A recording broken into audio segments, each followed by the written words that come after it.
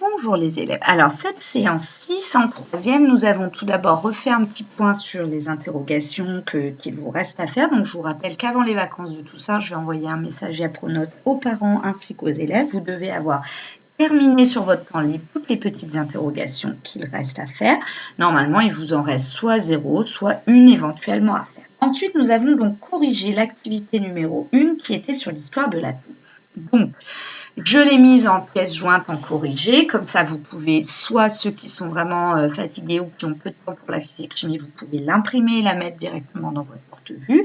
Sinon, vous pouvez bien entendu, vu que je vous avais donné les documents la semaine dernière, découper les images et les coller au bon endroit. Donc on a expliqué qu'en fait l'histoire de l'atome, c'est quelque chose qui fascine les gens depuis très longtemps. Déjà, les Grecs, dans l'Antiquité, Leucippe et Démocrite, ont émis l'idée que là, à la base, il y avait des atomes et que ces atomes, en fait, étaient des petits, on va dire, grains de matière, d'accord? Donc, en fait, dans toute la matière, il y avait des petits grains de matière qu'on appelle des atomes, ok? Ensuite, en moins 540 avant Jésus-Christ, il y avait un autre grec qui s'appelait Aristote, qui, lui, avait une idée un petit peu saugrenue, mais qui pourtant a été vénérée cette idée pendant des années, même je dirais même des centaines, voire des milliers d'années, c'est bien entendu Aristote. Aristote était un philosophe vraiment vénéré et très apprécié des gens, et donc du coup beaucoup de personnes le croyaient. Lui, il avait décidé que le modèle atomique était pas du tout vrai et que d'après lui, il y avait en fait 4 éléments, l'air, le feu, l'eau et la terre, et à partir de ces 4 éléments, toute la matière était créée. D'accord? Il a fallu attendre énormément d'années avant que, en 1804, revienne à l'esprit des scientifiques, parce que ça y est, les sciences vont s'accélérer, les découvertes vont s'accélérer. John Dalton a compris que, effectivement, Aristote avait totalement tort, contrairement à Leucippe et Démocrite, et en réalité, la matière, d'après lui, était réellement constituée d'atomes. Maintenant, on en a la preuve, puisqu'avec les microscopes à effet tunnel, on arrive, par exemple, quand on observe une feuille d'or, à voir les petits atomes installés les uns à côté des autres. Ensuite, 100 ans plus tard, donc vous voyez, il a fallu encore attendre longtemps, eh bien, là, on va découvrir l'intérieur de l'atome. Donc, notre ami John Thomson, lui, il a compris que dans l'atome, il y avait deux parties qui étaient chargées. Une partie positive, on appelle ça le modèle du pudding ou du cookie, si vous voulez. Donc, la pâte était solide et positive. Et dedans, il y avait des petits grains de matière négatifs qu'il a appelés des électrons. D'accord? Donc, pour se souvenir, j'ai donné un moyen mnémotechnique à vos camarades. Quand vous écrivez électron, cela commence par la lettre E et l'accent du E, si on l'abaisse un petit peu, eh bien, ressemble à un moins. Donc, à partir de maintenant, je veux que vous reteniez tout ce que électron. Et ah oui, l'accent, c'est un moins, donc l'électron est négatif.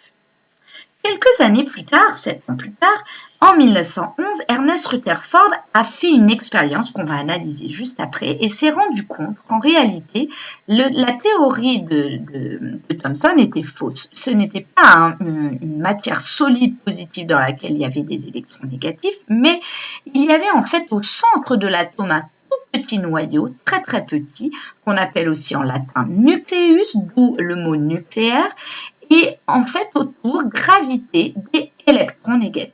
Et comme l'atome est neutre, il a compris que les électrons étaient négatifs et gravitaient, lui, il pensait comme des planètes autour du Soleil sur une orbite, et que le noyau était positif.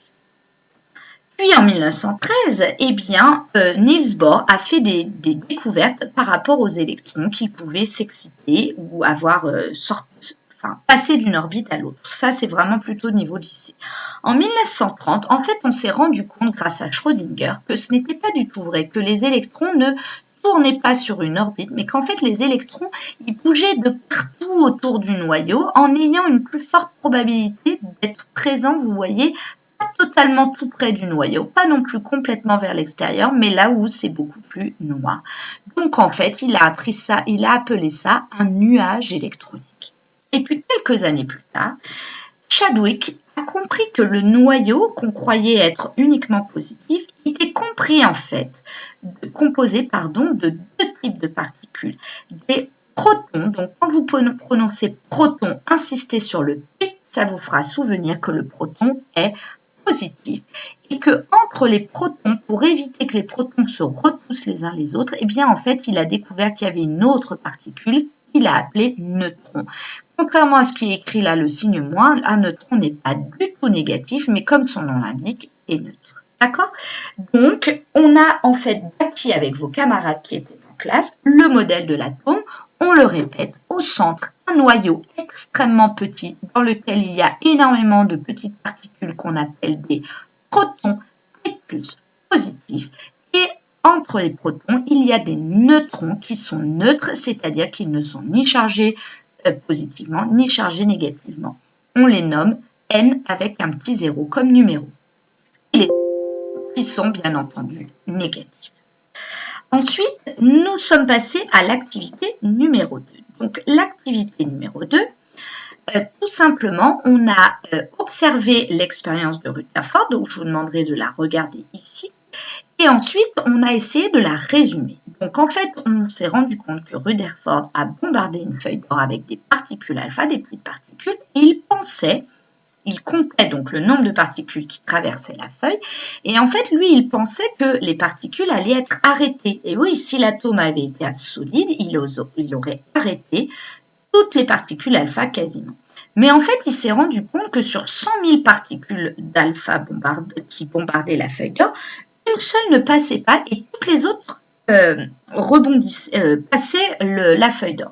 Donc il s'est dit, mais en fait, ça veut dire que l'atome est complètement fait de vide et que la seule qui ne passait pas, c'est parce qu'elle touchait quelque chose de dur et donc c'est ça qu'il a appelé le noyau. Et comme sur 100 000 particules, une seule ne passait pas, eh bien, il s'est rendu compte que l'atome était 100 000 fois plus grand que le noyau, ou l'inverse, que le noyau est 100 000 fois plus petit que l'atome. Alors, ensuite, on vous demandait de calculer la taille d'un atome, si son noyau était représenté par une balle de golf de diamètre 43 mm.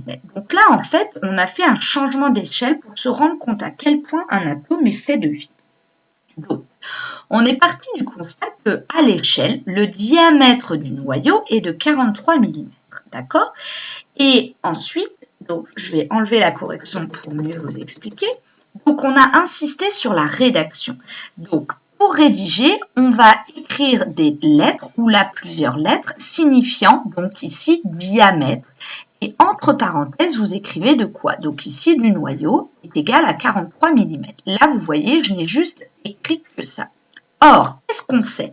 Grâce à l'expérience de Rutherford, on sait que le diamètre de l'atome, il est combien de fois plus grand que le diamètre du noyau? Il est 100 000 fois plus grand. Donc, pour calculer le diamètre de l'atome, vous êtes d'accord que si je vous disais il est 2 fois plus grand, il suffirait de faire 2 fois la taille du noyau. Là, on me dit qu'il est 100 000 fois plus grand. Donc, je vais juste faire 100 000 fois le diamètre du noyau. D'accord? Donc, du coup, à l'échelle, vous êtes d'accord que le diamètre de l'atome va être égal, je vais y arriver, est égal, du coup, à 100 000 fois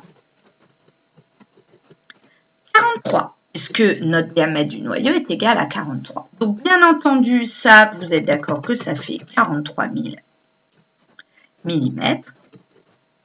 Et si je le change en kilomètres, alors la rédaction bien détaillée et sur le corrigé est égale à 4, excusez-moi, j'ai fait une faute, j'ai oublié 2 zéros, donc c'est quand même grave, 4 300 000 mm, ce qui fait bien entendu 4,3 km. Ça veut dire que l'atome, le noyau, si c'est une balle de golf, l'atome fait 4,3 km de diamètre, ce qui est énorme. Ça nous montre bien à quel point le noyau est petit et il y a énormément de choses. Vous vous rappelez, il y a des protons et des neutrons. Et autour, les électrons ont énormément de place. D'accord? Du coup, ça nous a permis, si le diamètre est égal à 4,3 km, de comprendre que le rayon de l'atome est égal à 2,15 km. Ça veut dire que si on met au centre, par exemple, de votre chambre, une balle de golf, qui représenterait à l'échelle, pas en vrai, le noyau de l'atome, ça veut dire que vous pourriez trouver des électrons jusqu'à 2,15 km à la ronde. Si on part du collège, ça veut dire que ça va jusqu'à à la Boise, Dagneux, etc.